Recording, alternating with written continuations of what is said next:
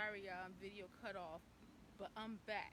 All right, I'm back. So I was just talking about how I have high standards, very high standards with my students.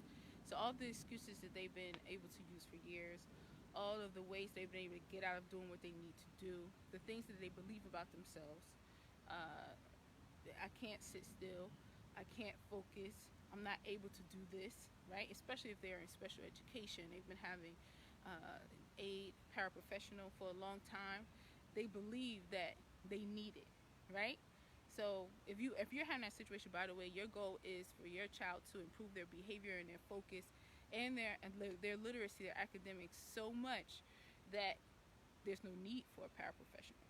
Okay, that's how I roll. Okay, so I was just letting y'all know in the other video that I do have very high standards for my students. Okay, and that's why they progress so fast. That's why they get on reading on grade level. They improve their reading, their writing, their spelling, their behavior, their focus. And I hear these reports from home and also from school as well. So have high expectations for your child, and don't let them be normal. Normal meaning what everybody else is doing, what all the other kids are doing at this age. You are raising a champion. Okay, all right. So speaking of champions, we've been having a spelling challenge, and I already posted it on Facebook.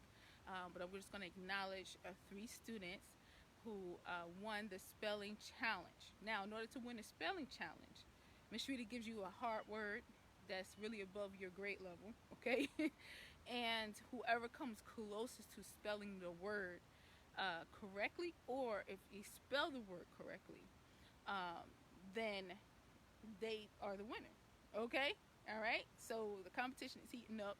My students are absolutely loving it. It's getting really exciting. You should see them before I announce who won, who's the closest. You should see how they are looking. They're like, they can't wait. And you know I gotta make it all dramatic, right? I gotta make it all dramatic. So what I do is I look, and then I'm all like, oh my gosh, it's so close, because it is. Like they are all of them are getting better in spelling because they're all focusing on getting the right letter for each part of the word, okay? And they want to win. So while they're doing that individually, they're making each other better spellers. It's crazy. It is all the way live in there, y'all. All right. And then what I do is, when I have the winner, I look very closely at the words, and whoever is the closest, I type their name in the chat, and then I send it to my students. So I'm all dramatic with it. I'm like,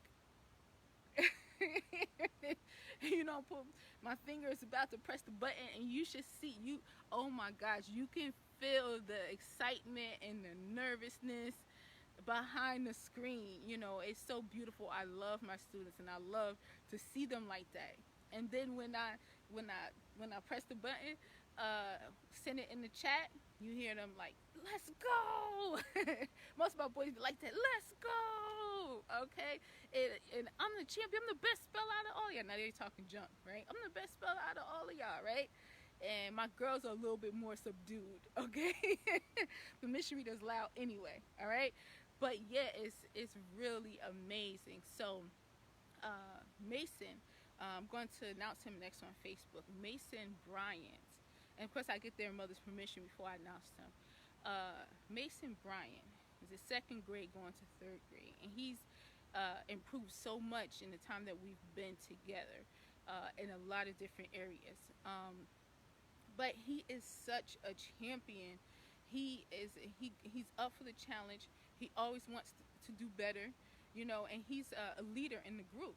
So if one of the students is not on track, he'll say something, okay? I really appreciate you, Mason. That's why I'll give you a shout out. He'll say something. If they were absent the day before, he'd be like, give me 2 reasons why you didn't come to class yesterday. He do not play, all right? That's my Mason right there, okay? And he wants to win. So he's the youngest in the group.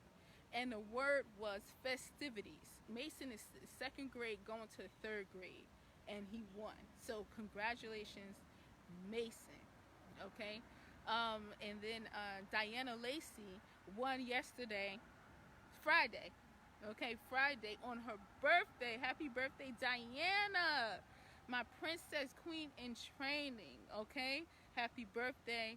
I hope you had a wonderful birthday. I saw the pictures on Facebook and your mom. Y'all had a blast, and I can't wait to hear about it. And let me know how it went. Okay, so she won. Okay, Friday, and Shannon won on Thursday. Now I'm trying to remember the word. I know one of the words was sphygmomanometer. Okay, that is the technical term for a blood pressure cuff, because I told you that I have a medical background and I used to work on the ambulance as an EMT and then emergency room as the ER tech, and I am a word nerd. So this month the literacy growth theme is spelling, and we're doing the spelling challenges, and I'm teaching them spelling strategies, how to spell these big words. And then I just let them loose, and they have to think, they have to figure it out, and they cannot back down. So this word, when they first saw it, they was like, and that's my middle school advanced group. Their eyes just popped open, and but don't back down from a challenge. And but the thing is, the kids don't know what they can do until they are left alone to look at the word and work on it and pay attention to it. That's why moms, we got to stop helping them so much. We have to give them hard things. We have to challenge our kids. I was going to do a live on that too, but I guess I'm talking a little bit about it right now. We have to challenge our kids. In no way should we be making things easy for them. In no way, shape, or form. Okay? We should be challenging them all the time. And once we put the challenge in front of them, we need to step back. I'm remembering my husband, he was younger, and his mom, my mother-in-law, she was going away for a couple of days, and she's like, here's the carpet, have this carpet put down by the time I get back. And he was like, what? Like, I never put down carpet before, right? But he did it. He had to figure it out, and he did it. And nowadays, what we do is we set things up for our kids. We want to teach them. We want to help them. We want to set everything up for them so everything could be easier for them. We give them the road map, the guidebook, the directions, the GPS, and all that, and they still don't do it. It's because we're helping them too much. So I give them a word. I'm like, I keep thinking of hard word. I'm like, I'm gonna think of a real hard word tomorrow. And then my other group, I remember Marlon was like, Miss Sharita, we just kids. He said, Miss Sharita, we just kids. Take it easy on us. I'm like, no, I'm not doing that. We be having a ball, y'all. So, yeah, I be thinking of tough words. And if I can't think of a tough word at the time, then I pull out my college dictionary, okay, for the middle school advanced group, okay. But for the younger groups, yeah, it's the same. It's the same thing. The words are tougher than words that they have been experiencing. But how are they going to grow if I keep giving them the same words that they've been working on all this time? Words that they know, words that they would be able to spell, words that they weren't able to spell this on a grade level, but it's still easier.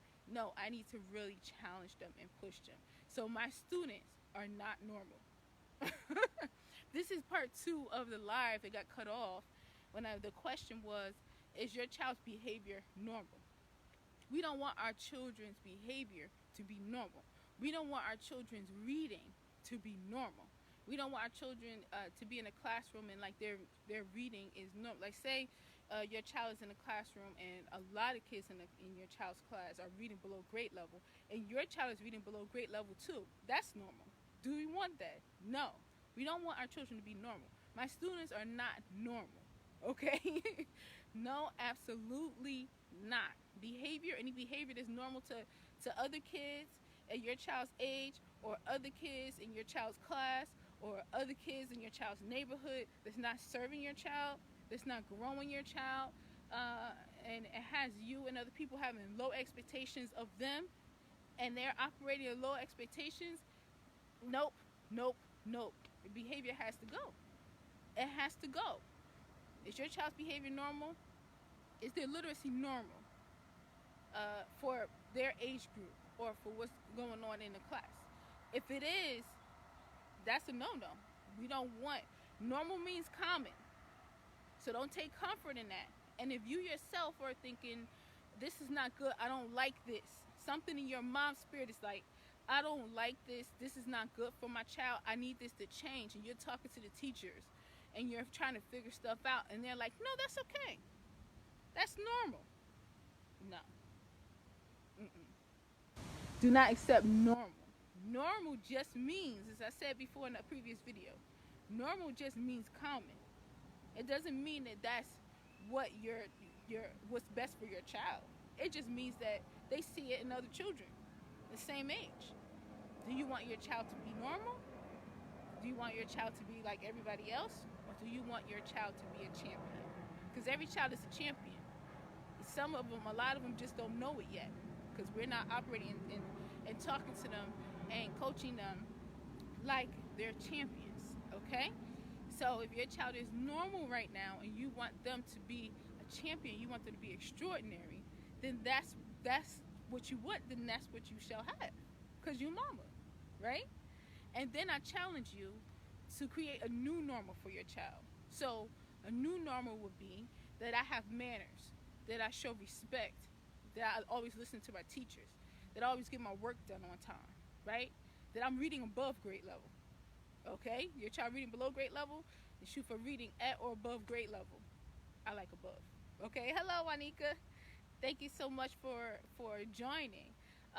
It's starting to rain on me, honey. It's starting to rain on me, sis. I've been out here gardening, and it's been a nice run. I've finished it and everything, but I was just talking about, is your child, this is part 2 of the video that I just did and got cut off in the middle. Is your child's behavior normal? Are you hearing from teachers, from professionals, that this is normal? It's okay. This is normal if you have a concern. It's okay. This is normal. This is what kids do at this age. If your child is reading and you notice that your child does not pronounce the S sound at the end of the word, or they skip words, or when they get to words that have multiple syllables, they just smush it together or just make something up, and you talk to the teacher about it like you want this corrected, right? And you hear, but that's normal at this age. Normal means common. That doesn't mean that that's what's best for your child. So whatever you want for your child, that's your normal, right? So if you're hearing that, like I was just saying, I challenge you, just like I challenged myself, because I heard that a lot myself over the years with my oldest daughter. And my oldest daughter is in no way normal, okay? But if other people, professionals, teachers, talk to her that way, then she can sit down and chill. And I've always had higher expectations for her. But she was reading and writing and doing math before she went to preschool. You understand what I'm saying? So you know your own child the best. And I challenge you to, and I challenge all you moms, to define what's normal to you. What's normal in your house? That what's normal for me and what's normal for my child, and for your child to change their thinking, is that I can read any book that I grab. You know what I mean? If I'm in school and it's time for reading, independent reading, that I go into the reading area and I'm not like, let me find the easiest book to sit here and read and just, turn the pages and wait till the time is over. But they can read all the titles, and they can select a book by interest, and they can read any of those books, okay? That could be their new normal if that's not something they're able to do. Or I always get hundreds on my spelling test, okay? I always complete my homework on time, okay? I check my work when I'm finished to make sure I didn't make any mistakes. What do you want your child's new normal to be? I'm talking to you like I said, I have high expectations. And my students, no excuses. I'm very tough on them. Love them, but I'm very, very, very tough on them, okay? Okay? Well, they may be able to, in school, virtual learning, they may be able to just sign on and mute the button or they may be able to turn the video off, or they may be able to lay down in the bed or move around. No, your video must be on. I must be able to hear you, and you must be quiet, and you must be sitting down properly to earn your points.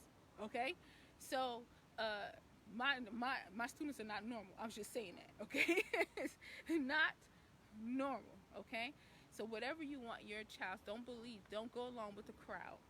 Here at the Morgan Unlimited Growth Institute, right? We are a bunch of moms. The moms in my program are extraordinary. They want the best, and they probably are you, just like you, want the best for their children, um, and have higher standards. They know their child's potential. They don't want to just follow what everyone else is doing, and they believe in their child, and they work hard. You understand what I'm saying?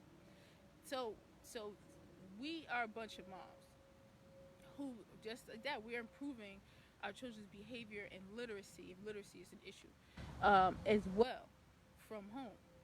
Okay, and we don't go along with the crowd. We go above the crowd. We customize this thing for our child's best chance at success. So raise your expectations, honey. Raise your expectations and redefine what normal means to you. That's the crowd over there. That's what they're saying is normal at this age. You know what I mean? This is over here. This is your business. All right. All right, y'all. Finished in my garden. Had my little morning time, and everybody should be up in the house now. My husband, my oldest daughter, who's 13, about to be 14 in September. Oh my gosh. And then Maya, who is just turned 4. Couple of days ago, actually July 3rd, she just turned 4 years old, and honey, the girl, I'm like, she acted brand new. Okay, she's acting brand new. All right, her new favorite phrase is, you tell her to do something, she's like, that could be arranged. What? What? She is acting brand new, but she's so much more mature, and it's like, what? How did this happen? Kids surprise you, their development. I guess because she kept talking about being 4.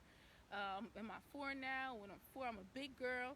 But she is like, we were in the living room. Me and my husband was in the living room. We were eating something. And then she came out in the living room and she took our dishes and put it in the sink. She just came.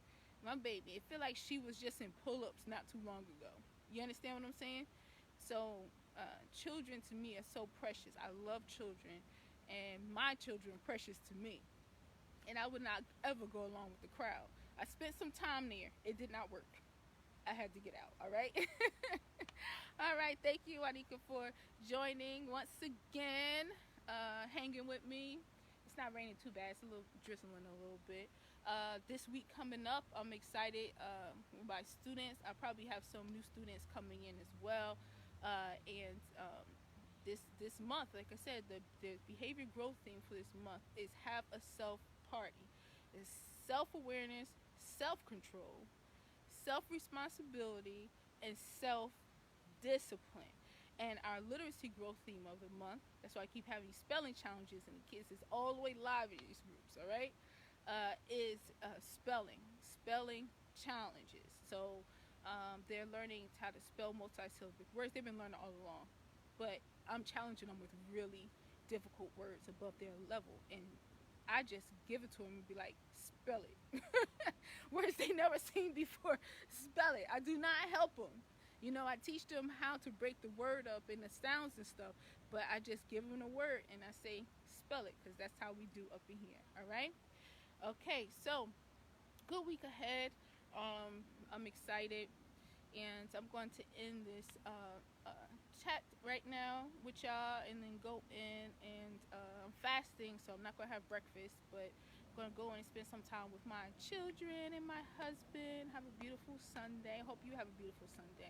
For more information on my 12 Steps to Behavior and Literacy Success Tutoring and Coaching Program, you can do one or two things. Most moms just send me a message through the chat. Okay, you can send me a message and then we can chat, and then I can set you up with a free consultation. Or you go to my website, growthinstitute.mykajabi.com. That's GROWTH Institute. growth.mykajabi.com. That's growth, honey, because that's what we focus on here. Okay, we focus on growth. All right. Believe in yourself, believe in your child, and always remember that growth is unlimited. There is no telling how high your child is going to go when they are focused on growth. All right. Love y'all, and I'll talk to y'all soon. Peace.